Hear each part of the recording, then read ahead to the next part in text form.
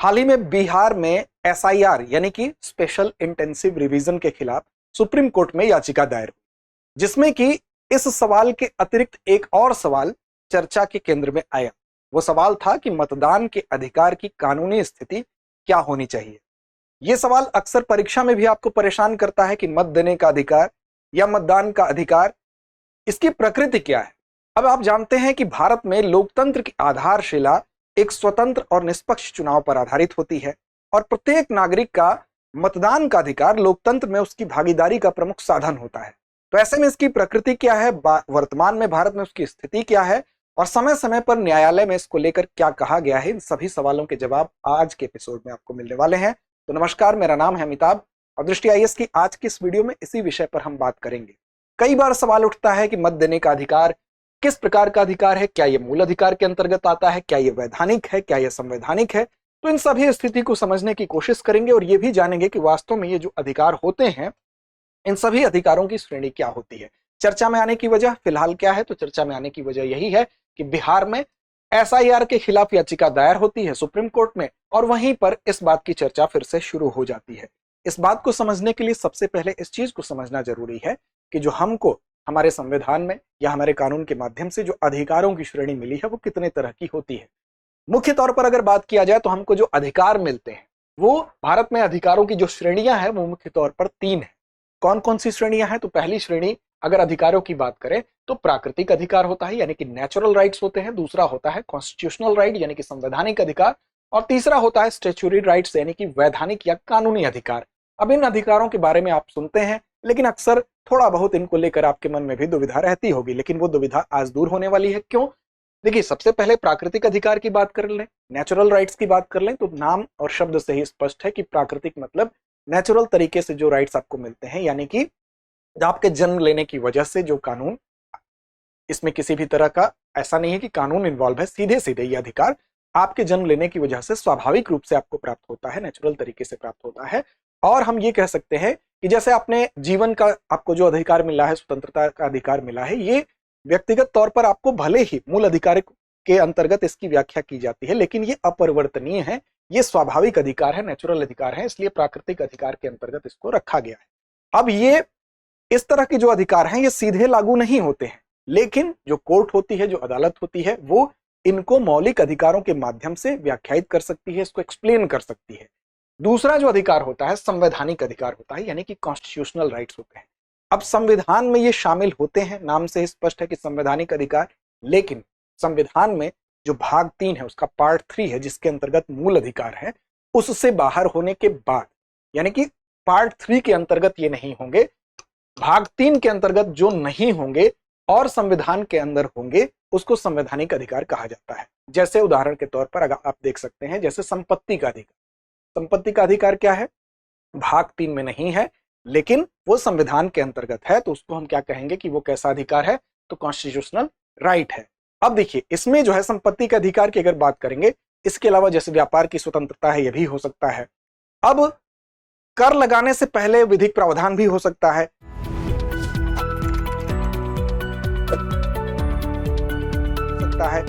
इस अधिकार का अगर उल्लंघन होगा तो आप क्या करेंगे? तो अनुच्छेद 226 जो आर्टिकल 226 है उसके तहत अगर आपके संवैधानिक अधिकारों का उल्लंघन होता है तो आप जा सकते हैं हाई कोर्ट। हालांकि हाई कोर्ट में कोई बहुत विशेष शक्ति प्रदान की गई है 226 के तहत, वो है रिट जारी करने की शक्ति। अगर आपके इन अधिकारों का उल्लंघन होता है तो हाई कोर्ट वहां पर संवैधानिक अधिकारों के उल्लंघन के एवज में आपकी रिट जारी करता है और आपके साथ वहां पर उच्च न्यायालय में इसका प्रवर्तन संभव होता है। तीसरी श्रेणी जो आती है वो है वैधानिक या कानूनी अधिकार की, यानी कि ये वो कानून होते हैं जो संसद या राज्य विधानसभाओं के द्वारा बनाए जाते हैं और संसद या राज्य विधानसभाओं द्वारा बनाए गए कानूनों को ही हम क्या कहते हैं? वैधानिक या कानूनी अधिकार के तौर पर इनको जाना जाता है। उदाहरण के तौर पर जैसे मनरेगा हो गया, वन अधिकार संबंधी जो अधिनियम होते हैं, राष्ट्रीय खाद्य सुरक्षा अधिनियम होते हैं, ये सब क्या हो गए? ये सब वैधानिक अधिकार हो गए। देखिए, जो संवैधानिक अधिकार है उसमें सुरक्षा को आर्टिकल 226 के तहत जो हाई कोर्ट के द्वारा क्या होता है? रिट जारी करने की शक्ति। इसी तरह से आर्टिकल 32 आप जानते हैं कि सुप्रीम कोर्ट, आर्टिकल 32 जो होता है वो सिर्फ मूल अधिकारों के खिलाफ ये रिट जारी करने की शक्ति सुप्रीम कोर्ट को होती है, जबकि जो 226 जो होता है हाई कोर्ट वाला मामला है, ये मूल अधिकार भी हो सकता है, संवैधानिक और वैधानिक अधिकार के खिलाफ भी हाईकोर्ट को उसको रिट जारी करने की शक्ति मिलती है। जैसे उदाहरण के तौर पर देख लीजिए, जैसे आर्टिकल 32 की अगर हम बात करेंगे, जैसे किसी व्यक्ति को बिना कारण बताए गिरफ्तार कर लिया गया, तो वो क्या करेगा, वो यहां पर कहेगा कि आर्टिकल 21 के तहत उसका उल्लंघन हो रहा है, वो डायरेक्ट क्या करेगा, सुप्रीम कोर्ट चला जाएगा। क्यों? क्योंकि वो सुप्रीम कोर्ट को आर्टिकल जो 32 है उसके अंतर्गत रिट जारी करने की शक्ति है, तो इस आधार पर वो चला जाएगा। लेकिन अगर मूल अधिकारों का उल्लंघन है तभी, लेकिन अगर संवैधानिक अधिकार हो गए या वैधानिक अधिकारों का उल्लंघन होता है तो वहां पर आर्टिकल 226 के अंतर्गत 226 के तहत, जैसे मान लीजिए किसी व्यक्ति की संपत्ति जो है उसका अधिग्रहण कर लिया गया और उसको मुआवजा नहीं दिया गया, तो यहां पर आर्टिकल 300A जो संपत्ति का अधिकार है उसका उल्लंघन हो रहा है, तो इसके उल्लंघन के आधार पर वो व्यक्ति कहां जाएगा, वो हाईकोर्ट में जाएगा। हाईकोर्ट को फिर रिट जारी करने की शक्ति है, तो यहां पर उसके अंतर्गत इसको न्याय मिलेगा। अब आप जानते हैं कि जो ये रिट होते हैं वो कितने तरीके के होते हैं, वो 5 तरीके के होते हैं, और दोनों ही कंडीशन में 32 और 26 दोनों में इनमें 5 तरीके के जो रिट हैं वो जारी किए जाते हैं, जिसको कि आप परिचित होंगे रिट से भली भांति, जिसमें कि कई तरह के रिट होते हैं। जो पांचों के नाम अगर आप जानते हैं तो कमेंट बॉक्स में एक बार कमेंट करके जरूर बताएं। तो ये 3 तरह के अधिकार होते हैं। अब मतदान का जो अधिकार है यानी राइट टू वोट जो है हमारा, वो क्या है, तो ये ना तो मौलिक अधिकार है ना ही संवैधानिक अधिकार है, बल्कि ये फिलहाल की जो स्थिति है उसमें वैधानिक अधिकार है यानी स्टैच्यूटरी राइट है। यानी कि ऊपर की दोनों श्रेणियां नहीं, तीसरी श्रेणी जो वैधानिक या कानूनी अधिकार है उसके अंतर्गत फिलहाल जो मत देने का अधिकार है उसको शामिल किया गया है। लेकिन ये कंफ्यूजन क्यों होता है, ये कंफ्यूजन अभी आपको भी होगा इस चीज को देखने के बाद। जो मतदान का अधिकार है, संवैधानिक और कानूनी आधार उसका क्या है, तो आधार की अगर बात करेंगे तो संविधान में अनुच्छेद 326, जिसमें कि ये प्रोविजन किया गया है कि 326 के अंतर्गत ही जो 18 वर्ष या उससे ऊपर का, मिनिमम एज कितनी होनी चाहिए, 18 वर्ष, जो सभी भारतीय नागरिक होंगे उनको क्या अधिकार मिलता है, वोट देने का अधिकार मिलता है। और अगर किसी भी कानून द्वारा वो अयोग्य ठहराया गया है, जैसे कि मान लीजिए मानसिक रोगी है, अपराधी है, तो वो वोट नहीं दे सकता है। लेकिन अगर वो ठीक ठाक है तो सामान्य स्थिति में 18 वर्ष या इससे ऊपर के भारतीय नागरिकों को वोट देने का अधिकार मिलता है आर्टिकल 326 के अंतर्गत। अब आपके मन में सवाल उठा होगा कि जब आर्टिकल 326 में ये प्रोविजन है तो फिर वो कानूनी अधिकार के अंतर्गत कैसे आएगा। तो फिलहाल पहले अभी ये देख लीजिए कि किन किन माध्यमों से इस मत देने के अधिकार को सुरक्षा मिलती है, फिर इसका भी जवाब आपको वीडियो के अंत तक मिल जाएगा। दूसरा है कानून के अंतर्गत, वो कौन से कानून है जिसके अंतर्गत संरक्षण मिलता है।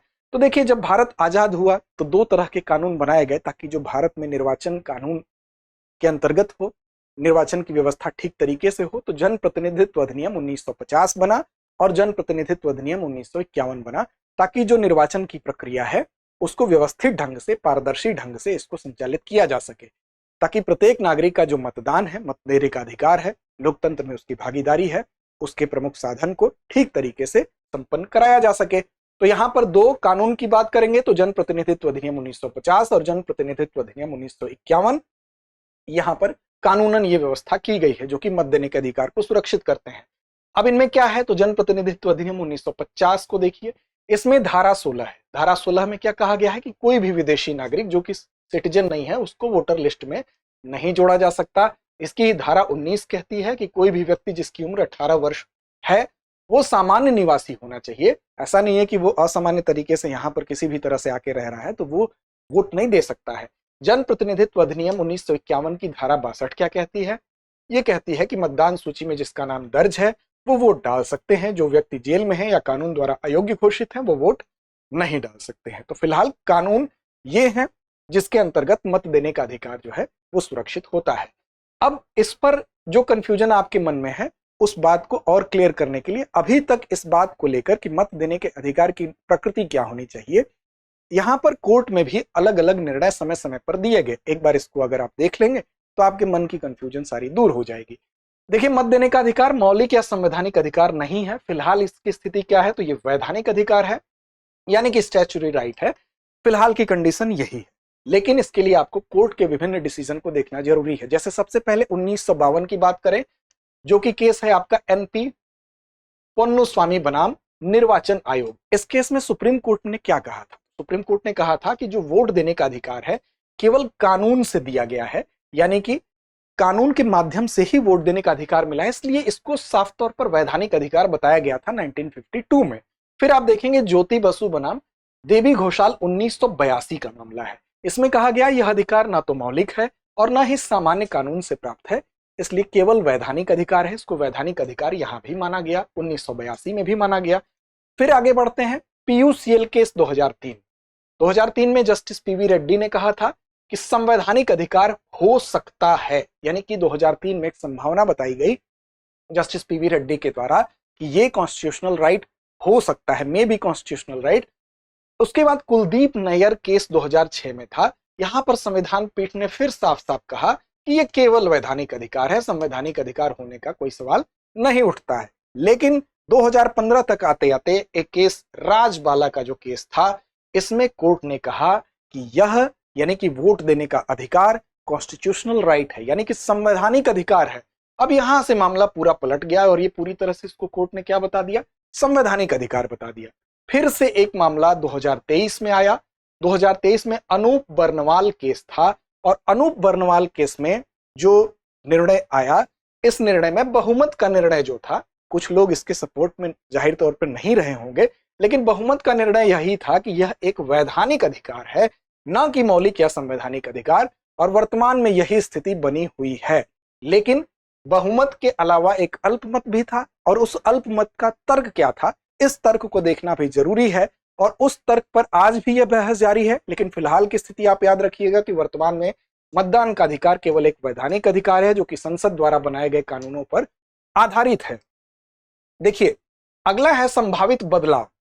अब ये संभावित बदलाव की बात क्यों की जा रही है? इसीलिए की जा रही है कि जो अल्पमत में अगर कोई व्यक्ति था तो यहां पर थे जस्टिस अजय रस्तोगी, और उनकी राय ये थी, उन्होंने ये कहा था, उनके तर्कों को भी एक बार देखना यहां पर जरूरी है। वो आंशिक असहमति जाहिर करते हैं इस मुद्दे पर।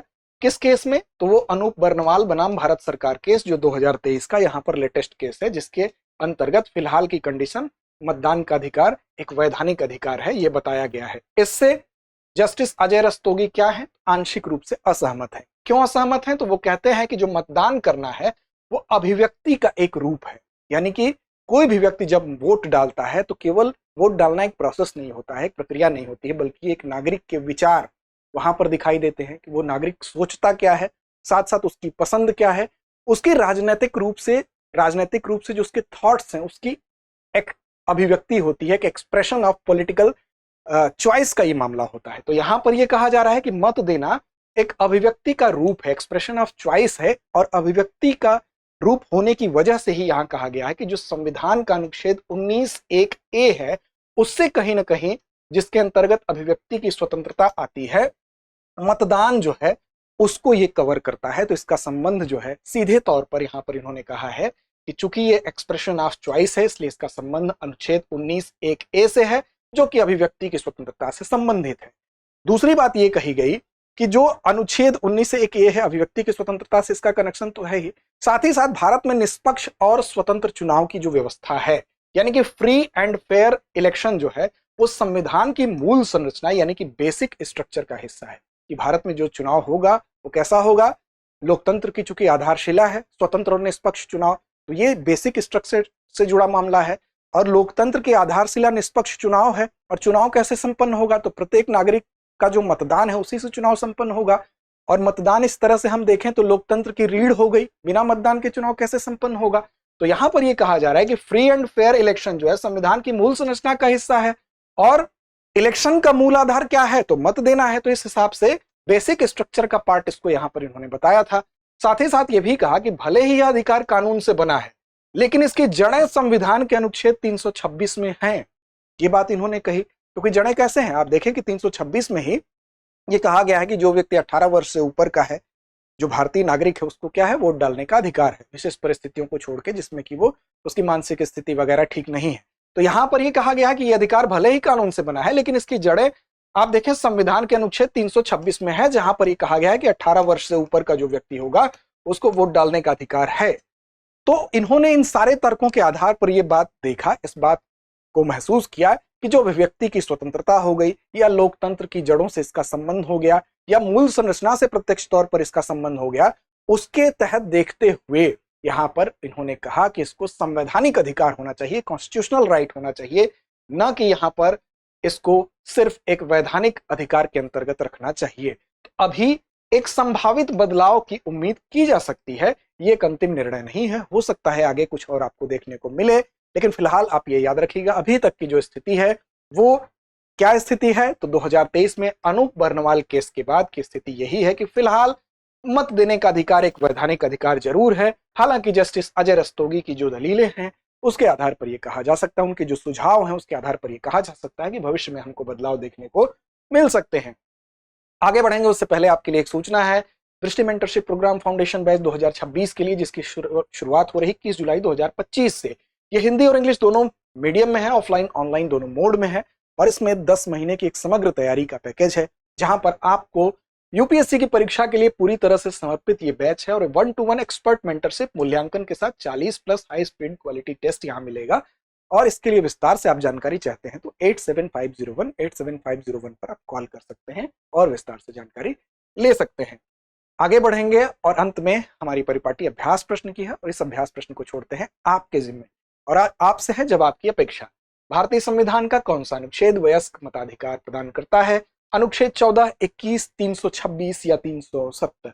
उम्मीद ही नहीं विश्वास है कि इस प्रश्न का सही और सटीक जवाब आप कमेंट बॉक्स में जरूर देंगे। डरते रहें, अपने लक्ष्य की ओर बढ़ते। डियर व्यूअर्स, अपने एग्जाम की तैयारी को और बेहतर करने के लिए हमारे चैनल को लाइक, शेयर और सब्सक्राइब करना न भूलें।